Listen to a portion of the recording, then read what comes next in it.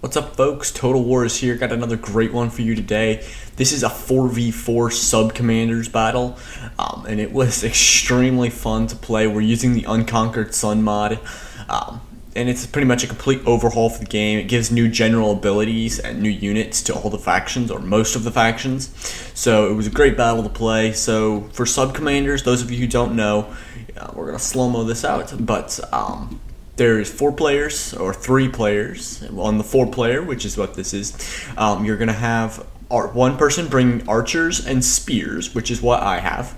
You're going to have one person bringing the infantry. For us, that's going to be the Etruscan League.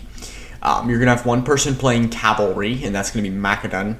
And then you're going to have one person, and he is going to be playing support. So he has to bring so many missiles and so many... or he has to bring so many missiles, I think, and then he can bring whatever he wants. And he did bring, that's going to be Armenia for us. The other team, you can't really see them, they're in the trees, but we do have a Rome and a Messassili, or Desert Rome. So we'll just take a quick glance at these faction setups. For Armenia, we're going to have some horse archers, looks like 3 of those, and then a armored horse archer. And then we're going to have noble blood cav, and back in the trees here, we got a mercenary Cappadocian Cav, and then on this flank, yes, he does still have 2 units. It's going to be mercenary Cappadocian Cav and a Persian cavalry. And then for Macedon, he's going to have some skirmish Cav, 2 Tarentines out there on the flank, backed up right there by a skirmisher Cav, and he must be playing our support. Sorry, I mixed that up.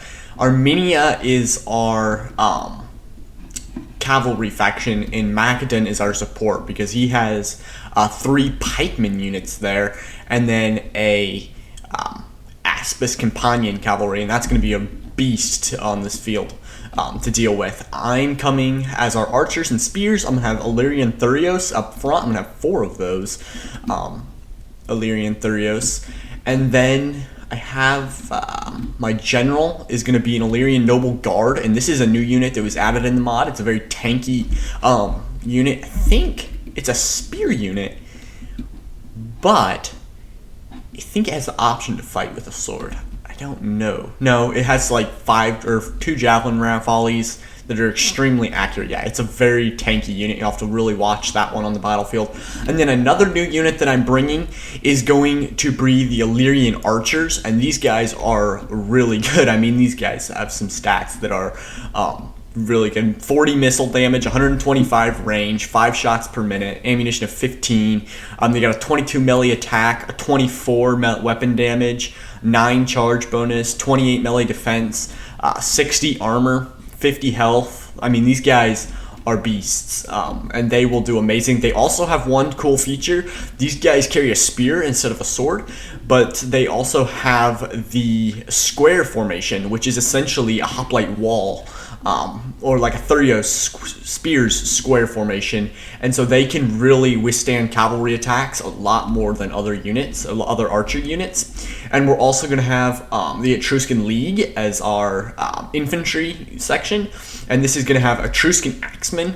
In the back, he's going to have an Italian noble cavalry for a general, Etruscan Axemen. It looks like some Volsci warriors, some more Etruscan Axemen, and I think that's it. Okay, so now we're kind of moving along into the tree line.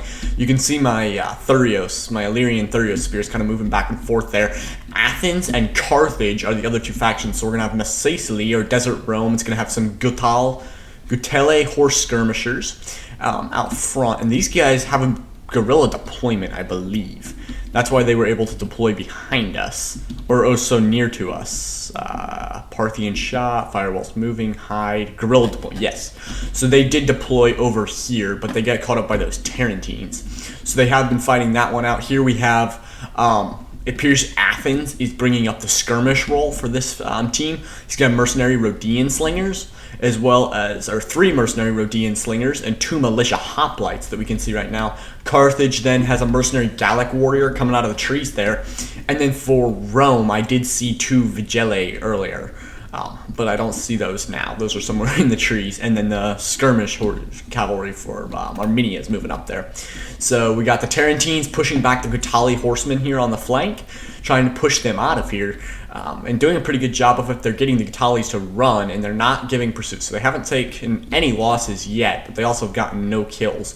So neither side's taken losses on that front yet, but that will be an interesting one to watch to see if horsemen, or if those skirmishers can drive those back. And now the slingers up front, with the Rhodians, are going to open fire on my javelin Illyrian Thurios. And the Thurios aren't going to take that really well. They only have, where's the armor bar? 65 armor, so that's pretty good, but they're not going to want to take that for terribly long. You're going to want to get them out of there pretty quick. Coming out of the woods here, we do have something. It appears to be a Libyan infantry back there, as well as another mercenary Gallic warrior there for Rome, who must be playing support.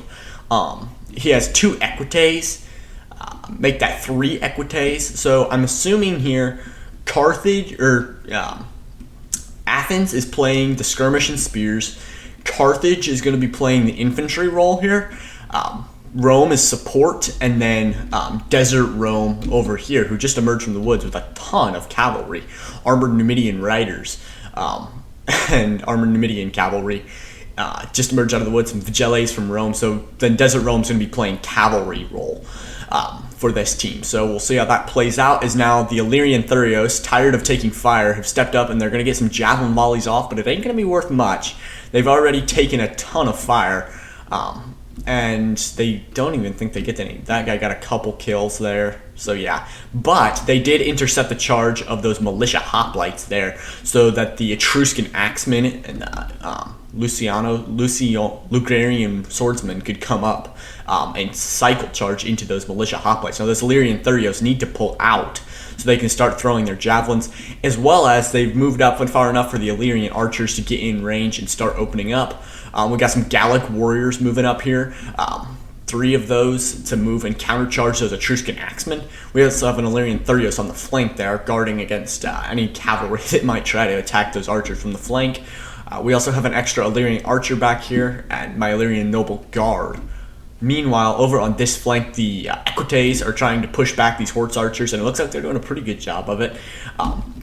They're pushing them back, and this cavalry unit of Illyrian archers is now completely vulnerable, as the flank is going to take it. They're going to take a charge from the Equites, but like I said, they carry a spear, so they might have a little bit more of a chance. It's not going to be great because they still aren't that great. So you see, they're going to start forming that square formation, spears out, and that should help them a lot. You can see they're getting up off the ground after that charge. Now the Thurios Illyrians have gotten out of that fight and let the Etruscans take all that, and I think they are now throwing their javelins, or what javelins they can, in to aid that fight. They're pretty depleted now. This unit here is going to be the best because it has it's a full-size unit still. It's only lost 1 man. But over here, the cavalry skirmish is still ongoing. Is now the Aspis Companion cavalry for Macedon has gotten into the fight, or over near there. And then meanwhile, the Vigiles are losing to that Persian cavalry. So the Vigiles have formed a square formation to try to work that off, but they are way too light to fight that one out. And now that Italian noble cav saved my archers with that from the Equites, and they are going to crush that unit. They're really chewing through that quick. Meanwhile, Armenia is getting forced back. The problem with horse archers is they're just not good in melee. You got to keep pulling back and just slowly give ground. And then over here, we have a Libyan infantry that has broken through and is going after one of my archers. But it looks like the pikemen are now moving up, as well as we're exchanging volleys from my other Illyrian archer that's back there now. And I think he realized a little too late. He's going to try to run out of there, but it's not going too well now. He's taking fire from my archers in the back, as well as my Illyrian Noble Guard has turned around to face this unit. And that is, my Illyrian Noble Guard should win that one. It's a deadly unit right there, and it's getting off javelin volleys. It's already scored 9 kills, and this depleted Libyan infantry doesn't stand much of a chance now, as they are going to go, and these are a sword unit. I thought these were a spear unit for some reason. These are a sword unit. So they will do pretty good against that Libyan infantry, as well as they got some archer support right there from those Illyrians. And now my skirmishers, or my Illyrian Thurios, are going to pull up right there as a mercenary Ligurian tries to fight that out. I probably should rush in and help it, but I don't know why I'm not. I don't know what I was thinking right there. Here we have a Roman Praetorian Guard right here fighting this one out. This guy's at 92, as well as a second Praetorian Guard over here, and this guy's at 53. So they're chewing through that really quickly. And then let's see back here. No, nothing really interesting happening over here. I did send an archer over here to try to aid these guys and try to get some shots on the cavalry, as well as some Thurios to protect those, because spears are always good to have in a cavalry fight. And now the Aspis Campania, those Vigiles got wrapped up. There is another unit of Vigiles there. The Persian cavalry at 104 kills, the Aspis Campanian at 8. But the enemy horse archers are giving us a hard time there, and we're kind of struggling to get it done. However, we did pin down that Numidian rider there with the Persian cavalry, and now my archers are kind of getting in range. I believe they should stop. I did move my Thurios spears there to cover the flank. Now here, the Praetorian Guard are chewing through, and those Illyrian Thurios did not stand a chance. However, my archers now are getting chewed through by those cavalry or trying to make hits on them, but that square formation is really helping. This unit, I don't know why it's not going into square. I think I'm trying to fire into the Praetorian Guard. I think I was focused firing the Praetorian Guard, so I didn't want to lose that time it takes to go into square, as well as my Illyrian noble guards there helping fight that out, as well as a noble blood cav right there from Armenia. Here a Hippeus Lancer from Athens is trying to push back those horse archers now, as Rome's cavalry is nowhere to be seen. However, that mercenary noble fighter there is going to take its place as they try to get rid of that. They still have those mercenary Rhodians back in the trees there, and what's this here? Slinger? That's just, no, that's a mercenary Rhodian. So they do have those mercenary Rhodians back in the trees still, firing out. Now those Praetorian Guard there going to wrap up that Lungarian, or that Etruscan Axeman, and my archer's going to start pouring fire in that thing, and it's going to get countercharged by Illyrian noble infantry, plus that archer fire in support. That my Illyrian noble guard should win that pretty quickly. That Praetorian Guard is already losing despite having used the whip, because that archer support is just indispensable. But it looks like it has evened out a little. But nope, that Praetorian Guard is going to get knocked out, and my Illyrian noble guard is already over 100 kills. And now these brand new pikemen, all of these with 0 kills, and now the Illyrian archers forming up behind those and exchanging some volleys. The Thurios spears there at 83. I don't know why these mercenary Gallics aren't doing anything. Over here, the cavalry has really been wrapped up, except for that one unit of armored Numidians. And it looks like we have Aspis Campanian cavalry going in there for them. And my archers, you can see, are in the square formation. They must have been taking cavalry charges. They should break that and move back soon. But they have 35 kills there as my Thurios try to get around, come around through the trees and get around and behind. But those Rhodian slingers are really pouring fire in. It is really getting painful. These guys are 132, 26. Rhodian slingers are 130, 120. And this one's at 94. I think I saw mercenary steppe archers. Okay, I didn't see these at first. This must be a new... I've never seen these, unless these are spammed. These might be spammed units. Because I think that's one of the nomadic tribes, but that might be a unit that's added in the mod. I don't know. There's 2 of those there. And these Gallic warriors are sitting, like, Carthage really needs to fix this. The Gallic warriors are standing right there. I don't think I'm shooting into them, thankfully for them. But they're like... Literally, yeah, I'm shooting back into those archers. Actually, I shot into that Samnite warrior. But literally, all it would take is to charge my Illyrian Thurios in there and rout those guys while they're stationary. So that Praetorian Guard did get wrapped up on 137 on my Noble Guard, as well as that has earned a level 2 chevron. So it's racking up experience as well as kills. And my archers are still going here at 80, 34. This one here is at 72, and the other is at 67. So those Gallic warriors could be really helpful right now if they would charge into my archers, which I don't know why. This might be a glitch in the replay. So this is because... No? Looks like my guys are fighting them. We got a Thunderbolt ability, which limits my acceleration and speed.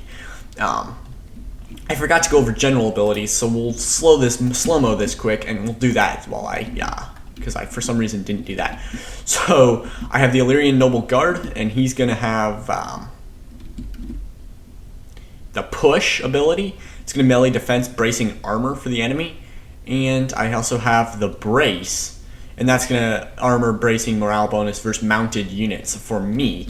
Carthage here is going to have the outmaneuver, acceleration and speed, and thunderbolt. And that's going to also do acceleration and speed. So it's going to speed up their units and slow down ours.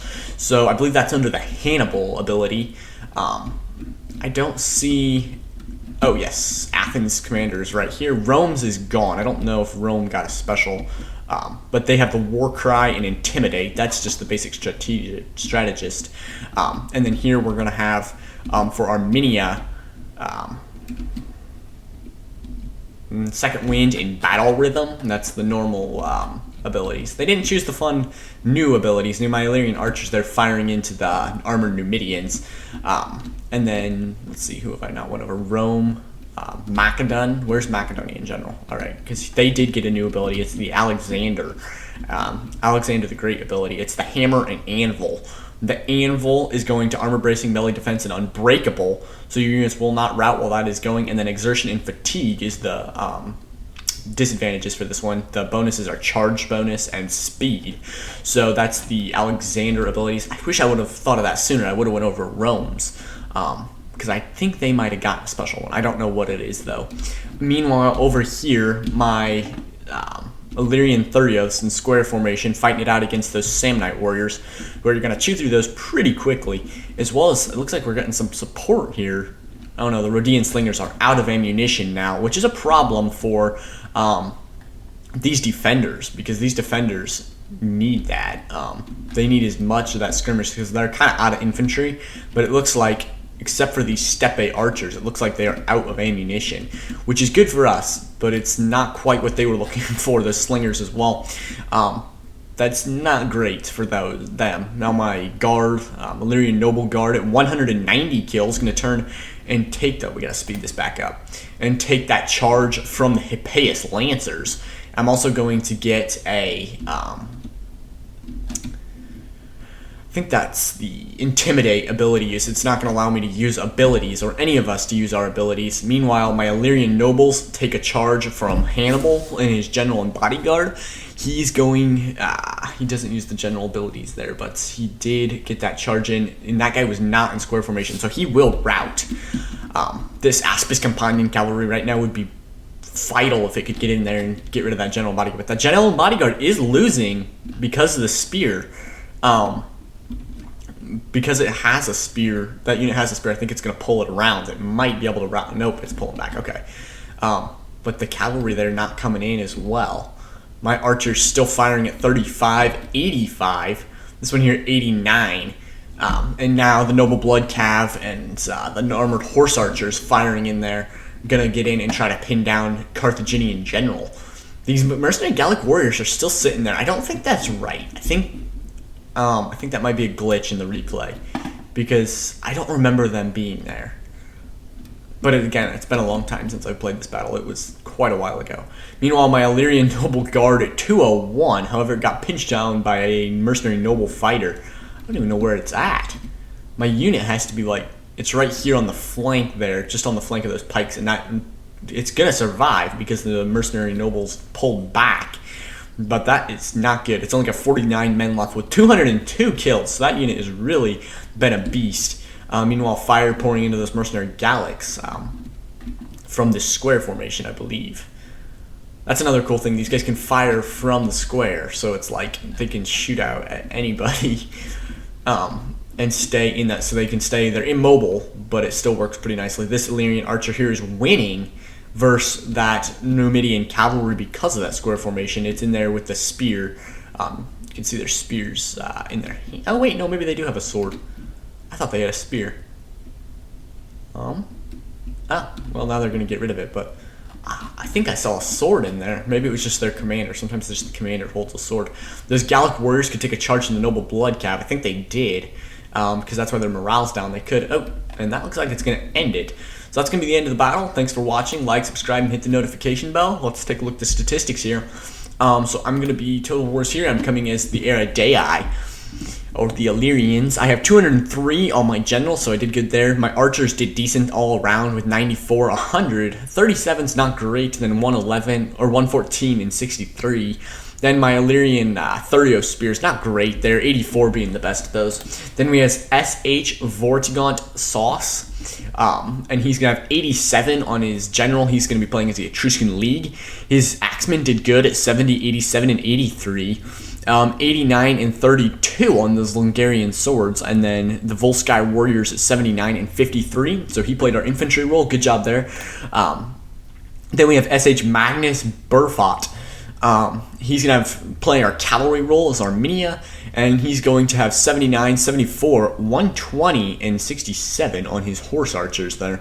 And then he's going to have 24 and 4 on that mercenary Cappadocian cav, so not so great on the Cappadocians. The Noble Blood at 29 and 104 on that Persian cav, so good job by the Persian cav there. Then we have SH Massamax 13.